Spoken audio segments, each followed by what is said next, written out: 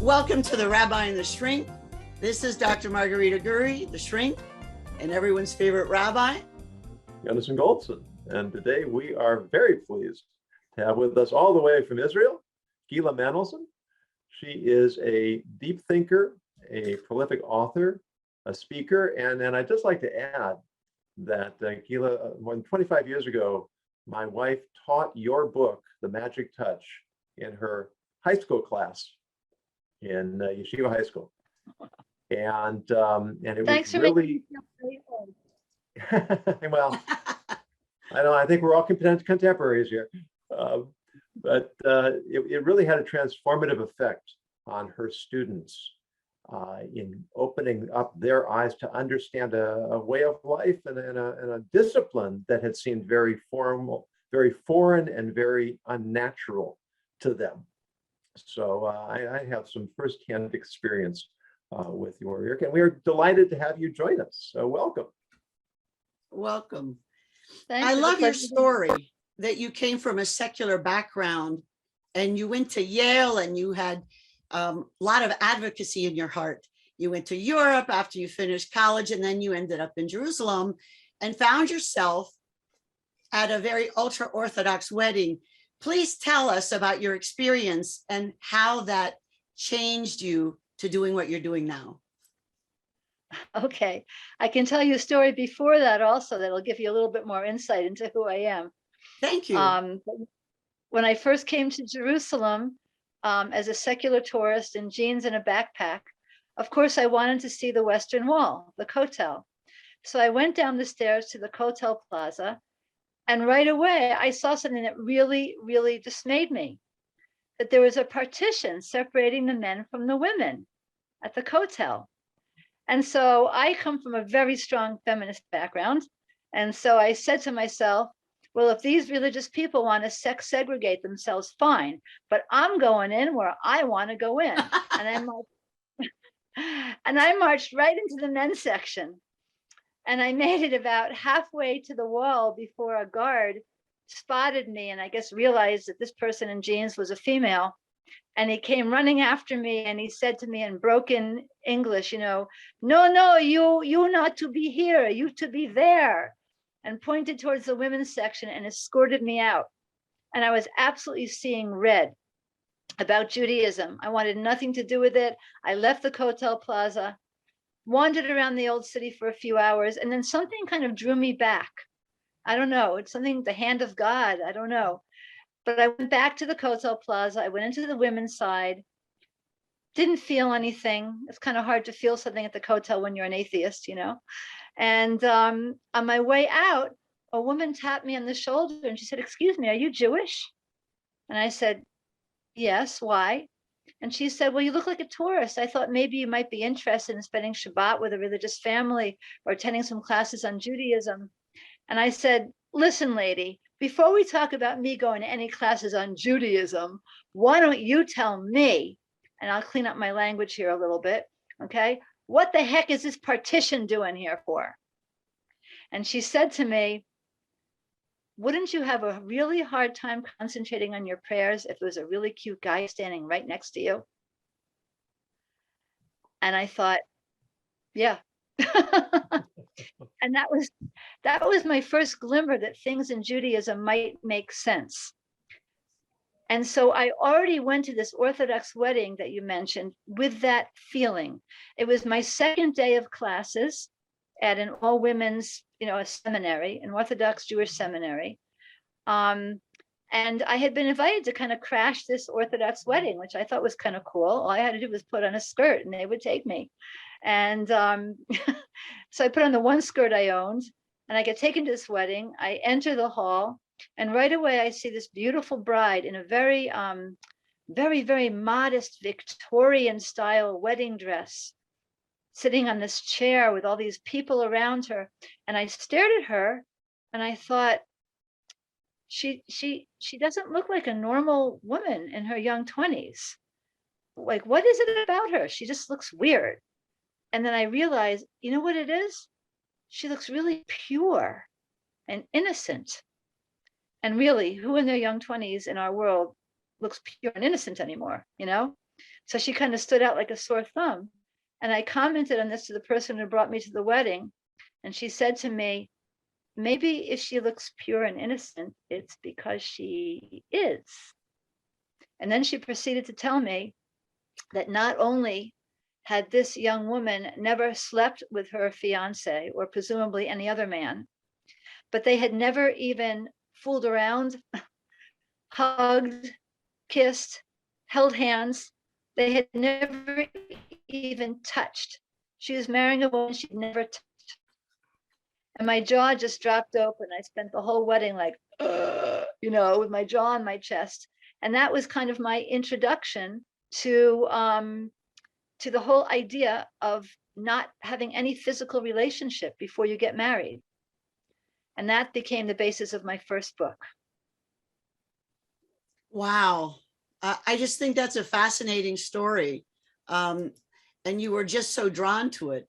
One of the things I find compelling about the way you talk about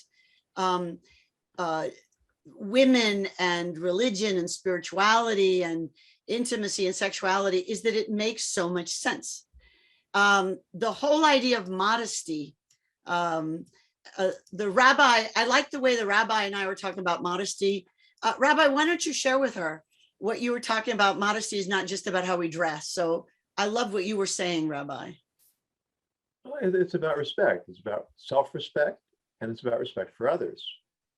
And if I come into your home, I follow your rules, and I am sensitive to your sensitivities.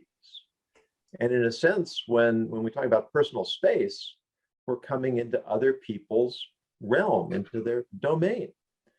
And having that sense that my inner self is more important, more significant, more valuable than my outer self is something that fills us with a sense of personal dignity and allows us to recognize the dignity in others.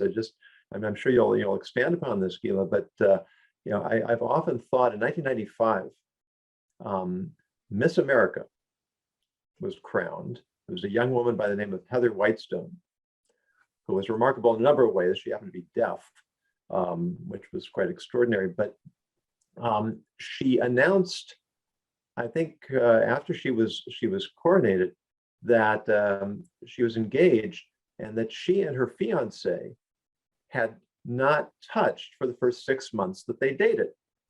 Now, this was not a Jewish woman. It was a woman who's part of the popular culture, which does not appear to have any respect for modesty at all. And yet she had this sense of personal dignity, this sense of personal discipline.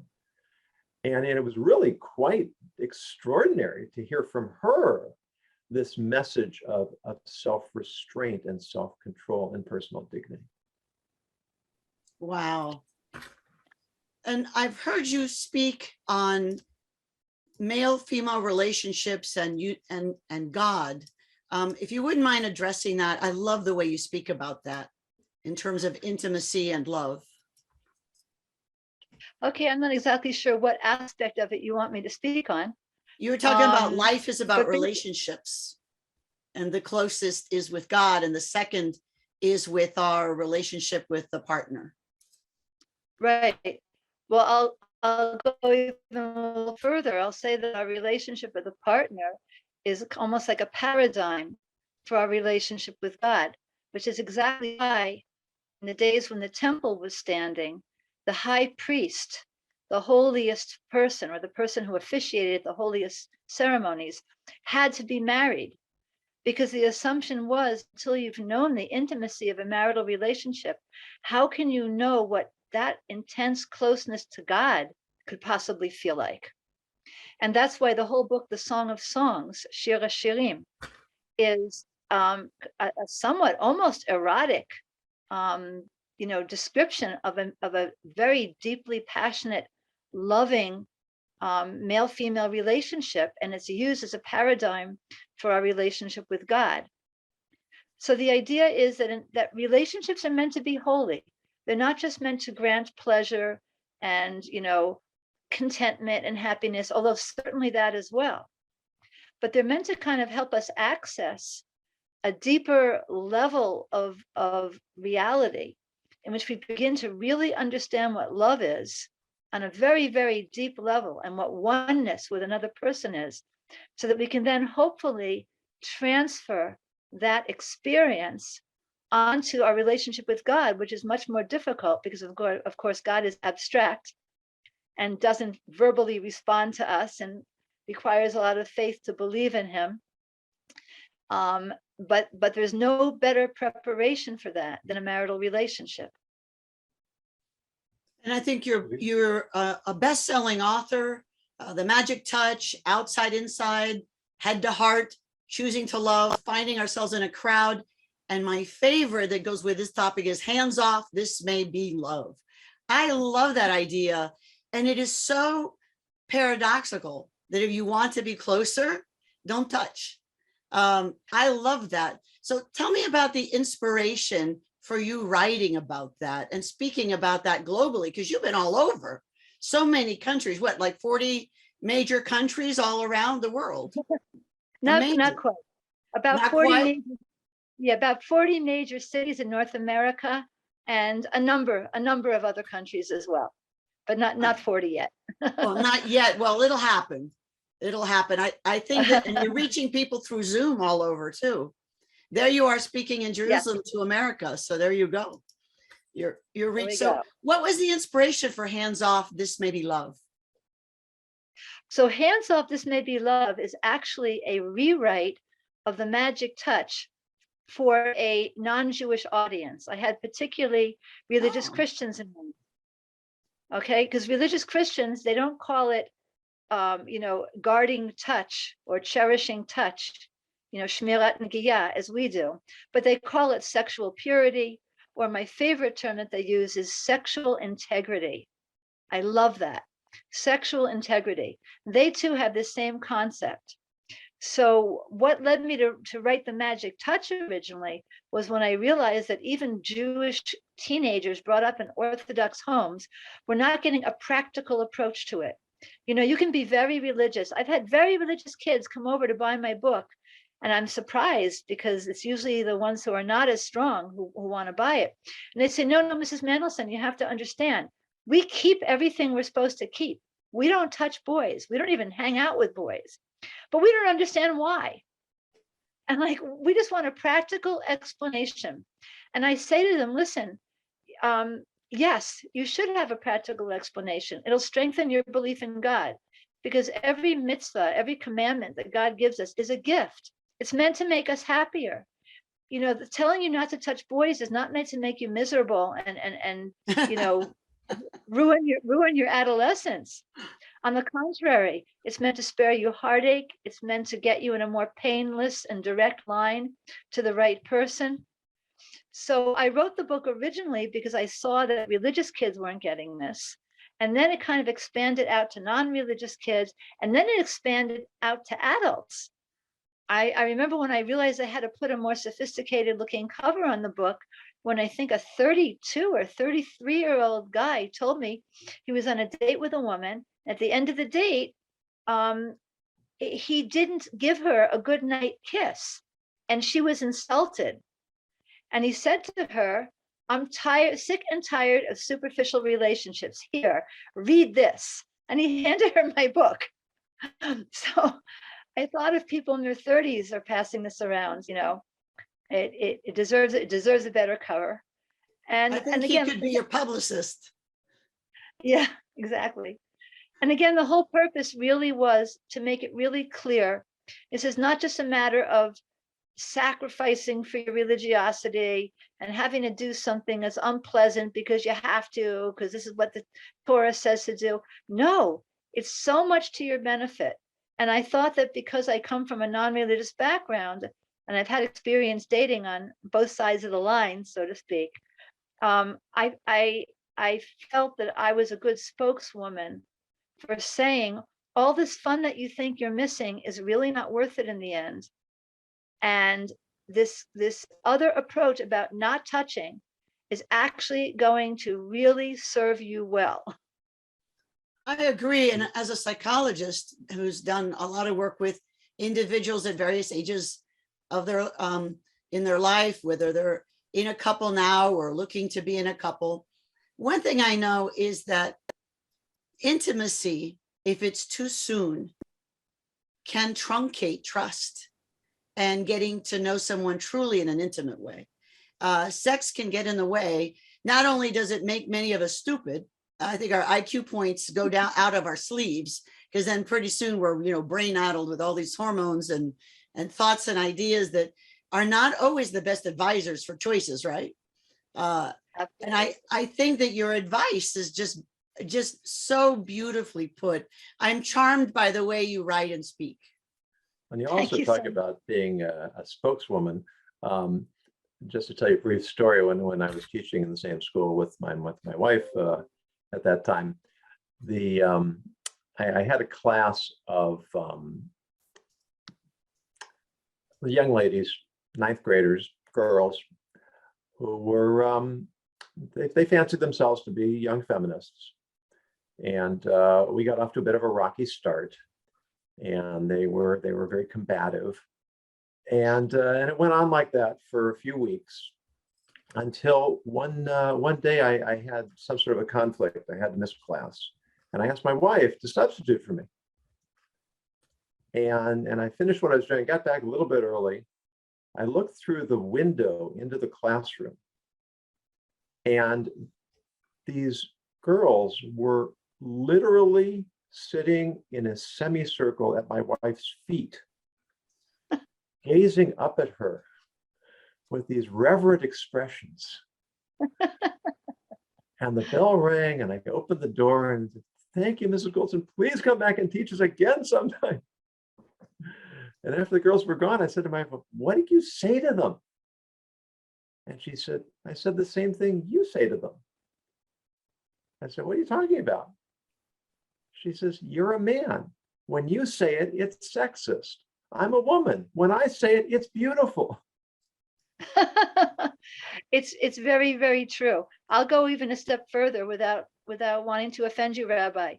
But there's actually something somewhat obnoxious sometimes about a man purporting to tell a woman what her role should be, or why she should be dressed modestly, or kind of anything.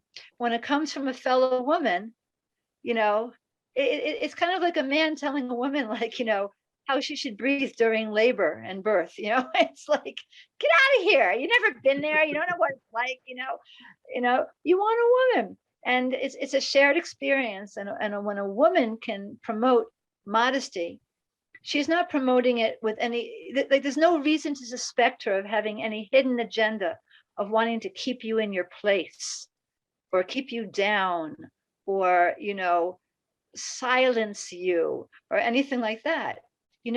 If she's self-respecting, that she's doing it because she believes it's going to increase your own self-respect. Yes. And personal power. I was part of a program helping young women who were in a juvenile prison. And one of the things I ended up teaching them was manners, including how to sit and stand modestly, how to say no. So I think that some of the stuff in your books talks about boundaries, how we show respect for ourselves, how we gain personal power by holding ourselves dear. I think that's a big part of the magic that you bring in your writing and in your spoken word. That whole idea of becoming more of the amazingness that we can each be by holding ourselves dear. I just love that. Well, the more that you liberate yourself, and liberate is the word here, the more that you liberate yourself from the need for affirmation, public approval, male attention, whatever it is, you become more and more centered in yourself. And and liberation is exactly the word for it. You simply have a sense of empowerment. You have a sense that just because some good-looking guy walks down the street, I don't have to like flip a switch and immediately enter into flirt mode, or whatever it is. It's like, no, I am who I am. I'll choose how I want to behave when I choose to behave that way. But nobody is going to prompt me or get me to move from my center. I know who I am at my core, and I'm staying there. until I choose to behave differently. I And think that's that a- helps. Oh, I'm sorry. No, go ahead. I think it helps attract a more amazing kind of partner, you know? Well, yeah, I learned that actually from experience that I witnessed myself, that I write about in my book Outside Inside, where a guy who happened upon a scene with a couple of women ended up being far more interested in the woman who was not overtly flirting with him, who kind of politely ignored him, just kind of kept doing what she was doing, looked up once in a while to smile or nod, and went back to what she was doing. And meanwhile, he was having a great time talking to her friend, and she figured, oh, he's probably interested in her. And later, he actually told her, that the fact that you didn't need to get my attention made me feel that you have more content to you and intrigued me and made me more interested in you. So this is one message I'm constantly trying to give girls, because they know that the quickest way to turn ahead is just to take off half your clothes, and be willing to get physical with a guy. And my whole point, okay, is that, yeah, you will attract a certain kind of guy very easily that way. You want a quality guy? You want a guy who really wants a real relationship? Then don't sell yourself short. Don't put the cart before the horse. Don't let sex appeal be your major calling card. Let him get to know you. Build a relationship based upon, communication rather than skin to skin contact. And that's how you land a great relationship. I heard a With story a yourself, number of with years God, ago. and with the partner. Rabbi, I'm sorry. I heard a story a number of years ago. You may know it better than I do. That there's a young, I think it was a young Filipino woman who was walking out of the New York City Public Library, and there were a few young men walking up into the library. And this is a woman who was very attractive and showed herself off. And one of these young men saw her and then quickly looked away. And she stopped. She was stunned. She'd never elicited that reaction. And she was baffled, but she noticed that the young man was wearing a skull cap. And so she turned around, went back into the library to look up Jewish culture to understand, maybe I can understand why this person reacted this way. And she discovered the concept of personal dignity, and it changed the whole course of her life. Yeah. I actually was told a story about a Jordanian woman who I think read my book, The Magic Touch of Something, and consequently wanted to convert to Judaism.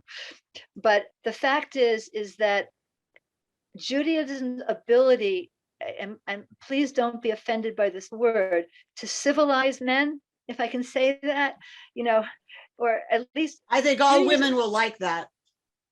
Okay, but it's not, look, God forbid, I'm not saying men uncivilized, but however, some behaved in an uncivilized way.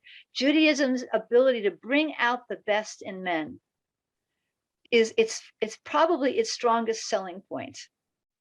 To turn men into the wonderful people that they're capable of being.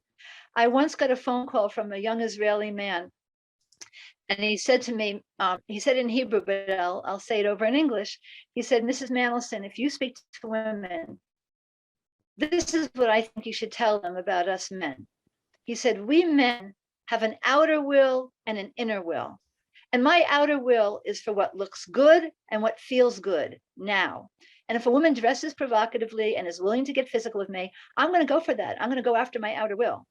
He said, but we also have an inner will. And he said, my inner will is for the same thing that women want. I want love. I want depth. I want emotional intimacy. And when a woman dresses more modestly and refuses to get physical with me, she forces me to get in touch with my own inner will. She brings out a whole different side of me. And we end up having a relationship that could be really meaningful. And he concluded by saying, you women have more power than you realize. Now, I'm certainly not saying women are responsible for men's behavior. They're fully responsible for their own behavior. However, people can elicit the better side of someone else. We can be spiritual catalysts for one another. And when a woman maintains her dignity. She catalyzes the spirituality in a male. And don't we all want more men like that walking around this world? I sure as heck do. You know, what We you just do. said there is something that's really compelling. You say women have more power than they know. And we live in a culture that to a large extent is dispensing with traditional roles because they see those roles as oppressive and sexist. And yet implicit in what you're saying is that there may be some profound reason why those traditional roles benefit all of us. Can you speak to that? Well, yeah. I mean, there are differences, innate differences between males and females. It's been pretty well documented and proven, as far as I know. And one of them is that men's brains are hardwired to be more visual. Okay, men will have pinups of women on their walls of a sort that women will not have of men. And so I don't want to get into details about what they do while looking at those pinups. But what I'm saying is that men are triggered visually. That's just the way they work. And women are far more triggered by other things as well. Okay, for example, I will ask I remember once I asked a bunch of guys, it was really funny. These are 11th graders. I said, imagine walking to a restaurant and you see the most stunning girl you've ever seen in your life. And she opens up her mouth and starts saying really stupid stuff. I said, you probably don't want to marry her, but I bet she'd still be very happy to go out with her. And they're all like, yep. And I said to girls, now you imagine walking to a restaurant, there's a really cute guy sitting there. He opens up his mouth and starts saying really stupid stuff. His attractiveness plummets, correct? And they're all like, yup. So we look at one another differently. And so the traditional idea that women have historically been more modest or been seen as being like the guardians of modesty or whatever you want to call it is simply because of the fact that if you don't want to be reduced to something just physical by what feminists call the male gaze, okay, then you're just simply being self-protective. You're protecting your own human dignity by dressing more modestly.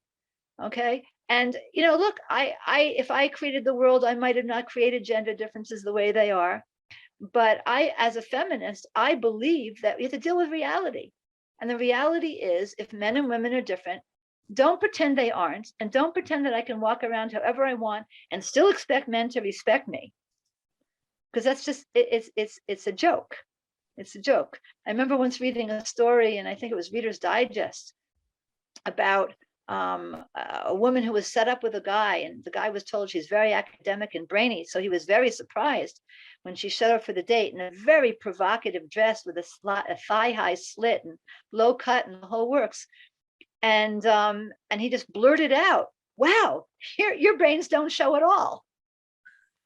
And that's exactly it. When I was on the Yale campus, I'll never forget this. Playboy magazine came to campus to do a special feature edition on women of the Ivy League. And they were paying various amounts for what state you allowed yourself to be photographed in, shall we say. Okay. Now, I remember thinking to myself, no, like, you're wasting your time. This is Yale. We're all intellectual women here. Nobody's going to be photographed for your magazine. Women were lined up to be photographed for it because they wanted to send the message. You think all of us Ivy League women are a bunch of sexless, brainy dorks? Well, guess what? We can be brainy and sexy. But the point is, I don't think any guy flipping through that edition of Playboy was fantasizing about having an intellectual discussion with one of these women. Oh, do you think she has a PhD? Wow, I'd like to discuss Kant and Descartes with her. I don't think so. So this is reality. I believe in dealing with reality, whether you like it or not, it's reality. And there is a lot of wisdom behind certain traditional aspects of femininity. So let me go back to your origin story, which speaks to this issue of, can you be a feminist and an observant Orthodox woman at the same time. The issue of going in and the partitions, the separation, that's something that I think is pretty well misunderstood. I'm Catholic, so I'm not Jewish. I don't really understand it. I've asked many people from various religions, they don't understand it. The rabbis explained it to me, and my friend has explained it to me. She's an observant woman. Please address that. I'm curious. The idea of a partition historically was simply made to prevent, and I'll be honest, to prevent men from being distracted by women. So what this woman really said to me at the wall, wouldn't you have a hard time concentrating on your prayers if there's a cute boy thing next to you? That's not, the partition is really primarily to prevent the visual distraction of men, by women, okay? And that's really important. And what women don't realize is that we are the beneficiaries when we create a society in which men are less focused on women. When a man can go to a synagogue and pray without having an attractive woman distracting him right next to him, he ends up being a better kind of male, and the kind of male that you're going to want your daughter to marry more than the other kind, okay? So the partition is designed to prevent distraction during prayer. Now, the problem with partitions is that some of them are affected in ways that peripheralize women. And as a feminist, I find that offensive, I'll be honest with you. And I simply choose to go to synagogues in which I feel that the partition is affected in a way to make me feel included, to make me feel that my presence there is appreciated, and I'm not kind of like stuck in some back corner somewhere or whatever. So I have no problem, and I'm heartily endorse the idea of separation. However, I have distinct preferences about how the separation should be affected. I think I have heard another explanation that, additional explanation, that traditionally men have seen themselves as the protectors of women. And when we're standing in front of God, we want to feel that God is our protector. So if I feel that I'm responsible for protecting the woman next to me, or the woman next to me feels that I feel that she's protecting me, then we're both going to have more difficulty feeling that relationship with God as our protector. That's interesting. I never heard that before. It's a really interesting idea. But it does lead into another element here that I'd like to sort of move towards, is that we've been talking about modesty in terms of sexuality and attraction. Doesn't modesty really go beyond that? Doesn't modesty also apply to men? Doesn't it apply to society? I mean, how can we see modesty in a way that transcends the whole sexual element? Absolutely. And the reason why it's emphasized more for women is because women are more overtly sexual in certain ways, and men view them more sexually. So they're a greater danger of diminishing themselves in their own eyes, which is really, really tragic. But of course, it applies strongly both to men and women. And in that sense, modesty, or tzniut, as we say in Hebrew, which I actually prefer to translate as internality. Okay, but internality basically means I want to downplay the more superficial aspects of myself so that people have a better chance of being able to relate to me for who I am inside. And so I can wean myself from needing, again, all this superficial attention or approval, whatever it is. When a teenage boy goes zooming through a neighborhood on a motorcycle without a muffler, okay, he's being just as immodest as a woman wearing a low-cut dress. It's the same thing. It's like saying, oh, wow, I want people to look at me and think, wow, he's cool. He has a noisy motorcycle. Wow. Like, what does that have to do with who you are? All you're doing is you're creating a false image for yourself. And the more people invest in that image, the more it takes over their true sense of self, to the point where they can really, really lose who they are inside. I read a really interesting book once in Hebrew about all kinds of women in the performing arts, models, dancers, singers, whatever, who all had eating disorders. And the theme that ran through the book was an absent sense of self, like a black hole where their selfhood should be. And that is the product of a very, very immodest society. And so we have to fight that at every turn. At every turn, we have to say, I'm not my looks, I'm not my body, I'm not my achievements. What happens to the achievement-oriented guy who loses his job? Does his self-esteem plummet? Does he feel like I'm not worth anything anymore? God forbid. Okay. I'm not even the causes I support. I'm not anything short of my soul. And unfortunately, some people discover that the hard way when they have a lot of things taken away from themselves and they're kind of left with only their soul, and they realize, oh, this is who I was all along, a soul. My whole tactic in life is to try and preempt God, so to speak, and try and figure out what I'm meant to learn without having to learn it the hard way. And so I'm constantly working on trying to get more in touch with myself as a soul while my body is still intact.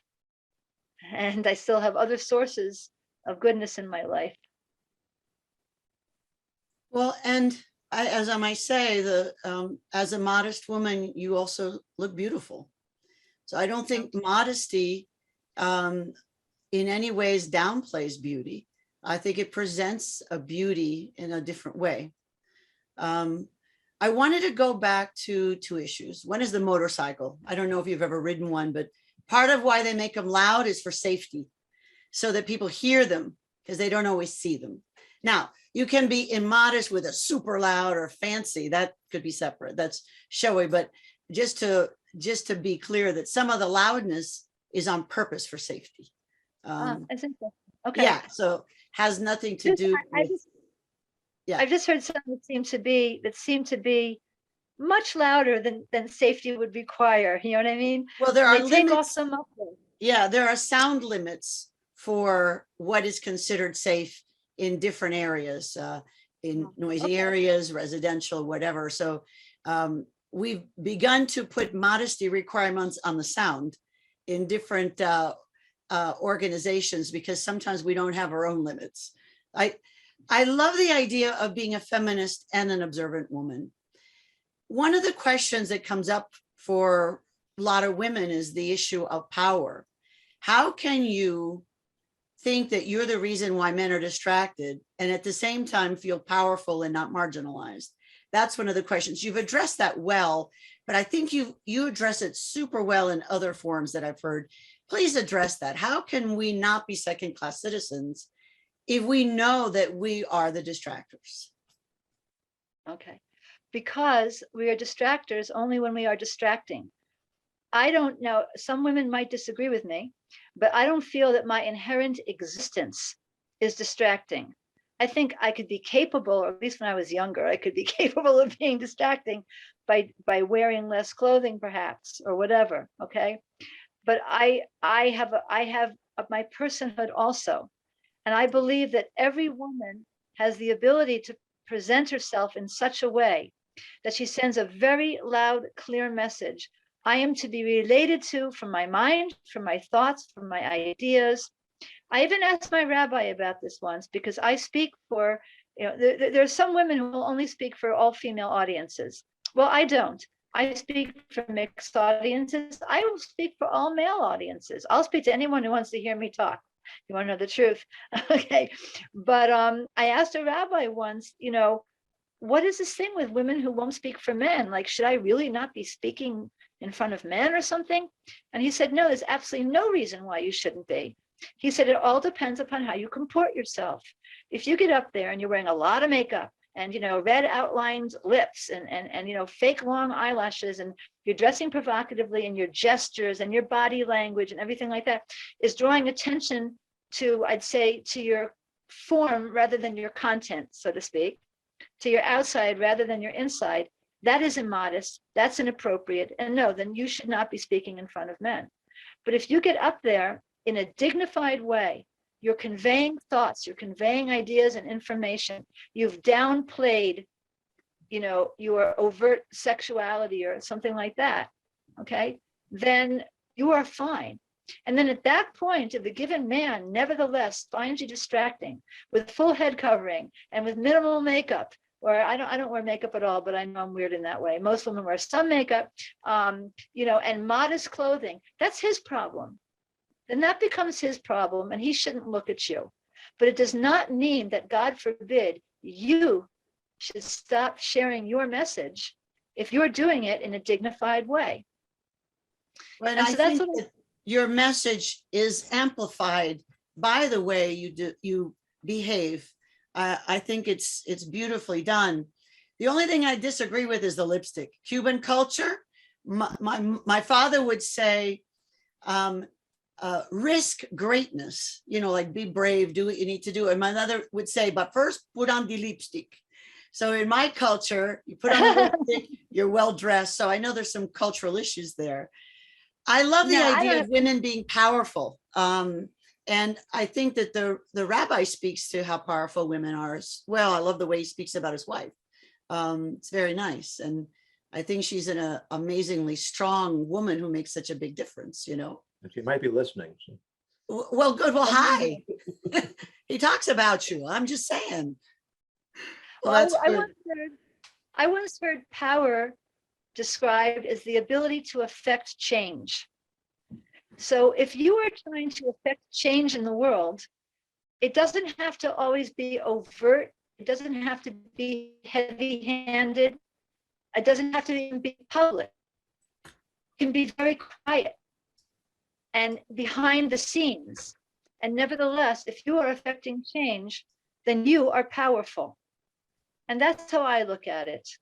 I can affect a lot of change without having to spotlight myself, without having to yell, without having to occupy a podium. I can basically just share my ideas quietly in any number of ways. If I'm affecting change in the world, then I'm powerful. And I think you can be a feminist without disagreeing with people or being offensive. When I was young, I thought feminists had to dress like men, and act like them. That's an important point that you've made, is that you don't have to make yourself unattractive to be dignified. The other thought that enters my mind is that, and we don't get into politics on this show, but right now in America here, we have a president that some question whether he's in complete control. And it could be, some people are concerned by this, that there's somebody else behind the scenes that may actually be making decisions. If that's so, that's the person with the power, not the person who's holding the office.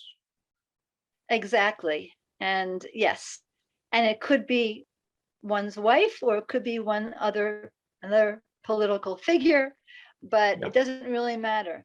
That the person who is on center stage does not have to be the person who is the most powerful one by any means. So what advice do you give to men and women in terms of being more powerful with regard to what you've learned about how we present ourselves and how we really are inside? What advice do you give? To me, there is nothing more powerful in the world than helping put people in touch with their own souls. It sounds, I hope it doesn't sound banal or trite, but it really is that simple. And so if I have a conversation with somebody in which I can get her to realize who she really is, what her potential contribution to the world could be, what kind of a relationship she's capable of, what kind of a man she deserves, then I feel like I've exercised phenomenal power. I feel like I've changed my small corner of the world a little bit. And I believe that has a ripple effect. And I really just believe it's by a lot of people creating ripples in the world, the stuff gets out there. And just the way we interact with people. I mean, I can think of people in my past who moved me, who made me rethink who I am as a woman, just by the way they acted. They never even said anything. And just by being yourself. I hate to say this, but it seems like there are very few people in this world who are really deeply in touch with themselves. And that's where it all begins. I That's think a less total than difference. 5 to 10% are truly in touch with themselves. That's my assessment I totally agree. at any given time. Yeah. Yeah, I would agree. Yeah, actually have had women come up to me after a class saying, Mrs. Manolson, it sounds great. You're talking about getting in touch with your internal self, but I don't know what my internal self is. So what advice do I you give really to don't them? know. So I'll say to them, okay, so who do you think you are? What do you think makes you special and unique in the world? So she'll say, you know, I'm really skinny and pretty. Or maybe she'll say, I'm a really talented guitar player. Or maybe she'll say, I'm a very successful lawyer. And I'll say, okay, so let's imagine that was taken away from you. Okay, you're a successful lawyer, you lose your job. Okay, or you have a horrible accident and you're cognitively impaired afterwards. Okay, so who are you now? What can you still do? And when they realize I can still shine light in the world, I can still love, I can still talk to people, I can still comfort people, I can still share my soul with people. I say, well, that's your real self. And now when you want to go back to being a lawyer, do it from that place. Do it from that place of I'm a lawyer because I have a higher purpose in the world, and law is helping me serve that purpose, but it is not my definition.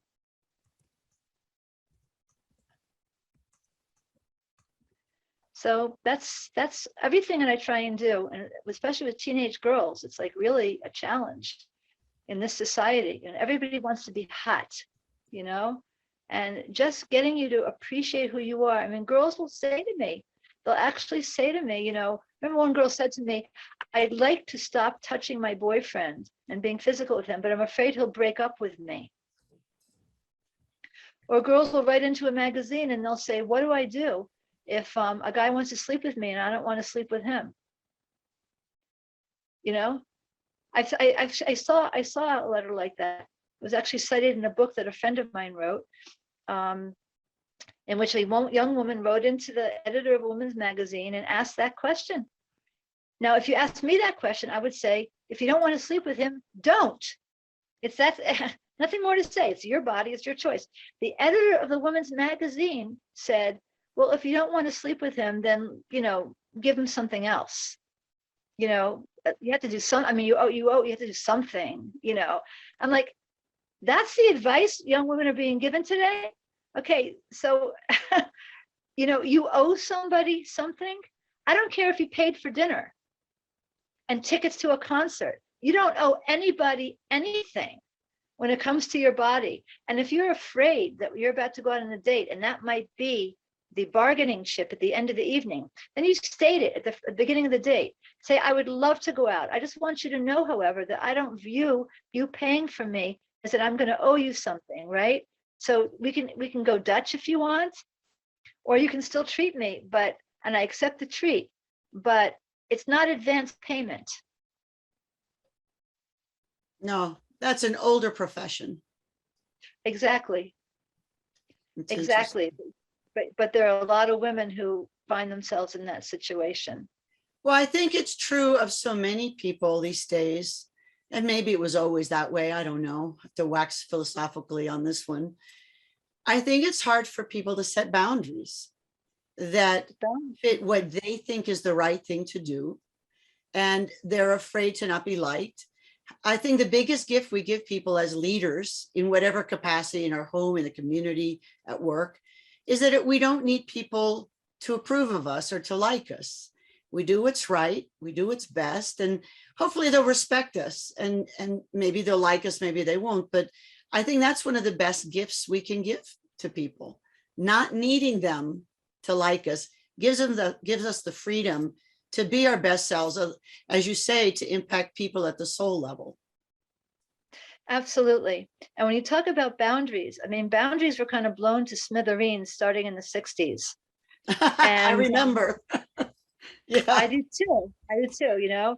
We're all there was sitting so on much pressure to be cool, and that meant you slept with everyone, you know, and did drugs and disrespected people in authority. It was an interesting time for a group that talked about love. There was a lot of disrespect. And I think different generations swing one way and one the other. And hopefully we'll find ourselves somewhere in a more respectful place, more powerful and respectful place. So God willing, God willing. God willing.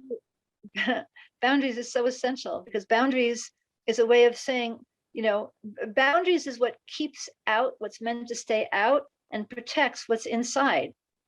And when that boundary is porous and everything just flows back and forth, you lose your sense of self, you lose your dignity, you become fair game for almost anybody. Absolutely. And if we don't have our own values established, then we default to everyone else, just like the Rabbi's TED Talk. You know, whose values are you reenacting? And I think that understanding who we are and what we believe in is a lot of work. It's really obnoxious process, because you can't just borrow your parents or some TV star's values. You have to discern them for yourselves, and that's just a pain in the neck. Yeah, and if I could, go ahead. Oh, if I could just like emphasize the point that particularly in our society today, we don't need sheep. We need people who are willing to stand up for these values and not be afraid. And I'll just tell you a story that was so disheartening, but I think that we're capable of turning it around. I really am optimistic if people just get on top of things. But I remember when a little girl I knew, she was 6 years old in first grade, and she became a cheerleader. Now, I was really taken aback, because in my day, cheerleading was something you did starting in junior high, and I never heard of a first grade cheerleader before. Okay, it turns out she was cheering on the first grade football players. So I asked her mother, I said, don't you have enough feminist in you to object to your little girl being socialized into the role of cheering on the boys at age 6? And she said two things that really bothered me. First of all, she said, I didn't like it, but I didn't feel like fighting her about it. Now, I personally feel that when a little daughter's humanity is at stake, you fight for it, and you fight your daughter for it if you have to. But the second thing she said was even more disturbing. She said, but then what happened is my daughter came home from cheerleading practice with a cheer that included the words, shake your thing. And at that point, she said, I went to the cheerleading coach and I said, excuse me, but I don't want my little daughter to know she has a thing, and I certainly don't want her shaking it.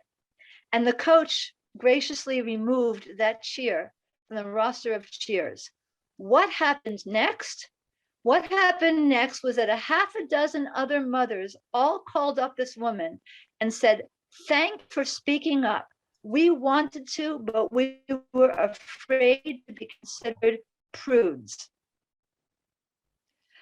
Now, when a mother is more concerned about what other people are going to think that she's a prude than protecting her own daughter's personhood and letting her take her thing at age 6, that's a really serious problem. Those mothers have a lot of work to do on themselves. And I really believe that we women have to get our acts together and realize that the only person I have to answer to in this world is myself and God. And the whole world, for what I care, can think that I'm a prude. And that's just fine with me if I'm doing right by my daughter. And I would like women to have that sense of self-confidence and to just say, I don't care what the world thinks about me. You know, as a Jew, we have always been in the minority. Jews have always been, you know, the whole world believed in idols. The whole world believed that Jews poisoned the wells and caused the Black Plague. The whole Christian world believed, no offense, but you know, that Jews murdered a little boy every Passover time and used his blood to make matzahs. And we Jews, this tiny little fraction, knew the whole world is crazy and we're right. We know the truth. And so we had to take that forward, all of us, Jewish and non-Jewish, into our lives today and realize you might be 1/10 of 1% of the population in terms of your beliefs. The whole world might think it's just fine for little 6-year-old girls to shake their thing and be cheerleaders for the boys, you know, or whatever it is. And if you don't think that way, you stand up for what you believe in. Believe in yourself. Just believe in yourself. That's the message I would love to like really leave people with. Believe in yourself. Well, that's, I'm so glad that you articulated that so powerfully, because we've sort of not driven home today our main topic, which is ethics. But as we've mentioned many times in the past, that the C in ethics stands for courage. And courage is only possible when we have confidence in ourselves, in our beliefs, in our values, and in the relationships that support us in being able to live those values, and to be able to speak firmly, respectfully, but with commitment, with courage, to show respect for those who may not see things our way without compromising who we are or what we believe. That really positions us to have a positive influence on society. And clearly you are having that influence, and we Yes, salute you for that. yes. Thank you very much. And I feel it really is a very strong ethical issue. And to me, everything we've spoken about tonight is inseparable from the larger topic of ethics. And God willing, we should be able to implant it in our lives. Amen. What could be more ethical than speaking up for what is right and working hard to be the best version of ourselves we can be, so that we can impact others as well. I can't imagine anything stronger than that. Well, I'm going to ask the rabbi for the word of the day, and then we'll ask you for some final words of wisdom. Rabbi? The word of the day is a word you may not know. It was a word I didn't know until recently. The word is saccade. Saccade, S-A-C-C-A-D-E. And it has two meanings, which at first appear to have nothing to do with one another. The first is, it's the act of checking a horse quickly with a single strong pull of the reins. And the second meaning is an ophthalmological word. It's a series of small, jerky movements of the eye when changing focus from one point to another. And we live in a world where there's so many distractions. There's so many, everybody's trying to get our attention. It's what social media is all about. It's been, you've heard this many times probably, that we now, human beings now officially have a shorter attention span than a goldfish. Goldfish is 9 seconds, human beings are 8 seconds. We flit from one topic to another. And our society is increasingly designed to pull us away. And that modesty is really about filtering the distractions, the physical, the superficial, the substanceless distractions of life, to help us focus on the internal, on the substantive, on the truly meaningful. And by doing that, we can rein in our baser impulses, and we can allow our true selves, our noble selves, to hold those reins, to keep us on course, to keep us focused, so that we really can live more meaningful, more beautiful, and ultimately more intimate lives. Well said, Rabbi. Right. Well said. Wow. Gila, thank you for joining us. So- It really has been a pleasure. And could you leave us with a final thought? Well, I was just thinking while you were speaking, you threw out this very interesting word, which I had never heard before. So I thought maybe I'd share with you my favorite word in the entire English language, which you will have heard before. But that word is wholesome. Wholesome. To me, wholesomeness represents somebody who doesn't need to prove anything to anybody, who's just happy in her skin, is who she is, natural, down to earth, authentic. And to me, that goes hand in hand with modesty. And I'm not talking about obviously skirt lengths and sleeve lengths, because you can be a very wholesome, modest person, although you might not be following Orthodox dress code or whatever. And sad to say, you can be following an Orthodox dress code and be lacking in internal modesty and wholesomeness. Okay, obviously the two are best when done together, okay?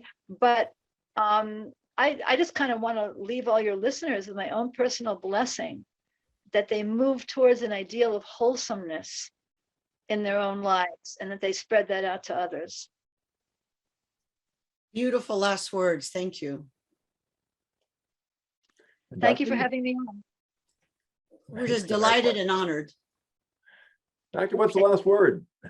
All right. So the last word, I've been listening with excitement, and I know some people will not quite understand what you're talking about. So I ask everyone out there listening, and remember that everything we say and don't say, everything we do and don't do, and how we do it has impact on ourselves, others, and the context in which we find ourselves. And if you knew there was a secret weapon that could help you be the best self, wouldn't you want to try it out? So I urge everyone to try the idea of modesty, of how we present ourselves. Are we allowing people to see the true power in us? Are we offering distraction with bad language, too much yelling? Because modesty can also be yelling and bullying and, how we present ourselves in our language, overly powerful, overly aggressive. So ask yourself, if you knew this was a secret weapon in being more powerful and influencing everyone more positively, wouldn't you give it a try? So ask, how are you already managing this modesty in your life so beautifully? And what 1, 2, or 3 things can you do to up your game so you can have a more positive influence? So that's what I leave people with. Thank you both for being on. This was a very thoughtful discussion. You've given me a lot to think about as well. And I will certainly look forward to having you on the show again. I know the Rabbi will too. Thank you all, and have a very nice week until the next podcast of the Rabbi and the Shrink. If you have questions, please send us an email, podcast@therabbiandtheshrink.com. And we look forward to hearing your comments. Thank you. Thank you both. Thank you. Thank you.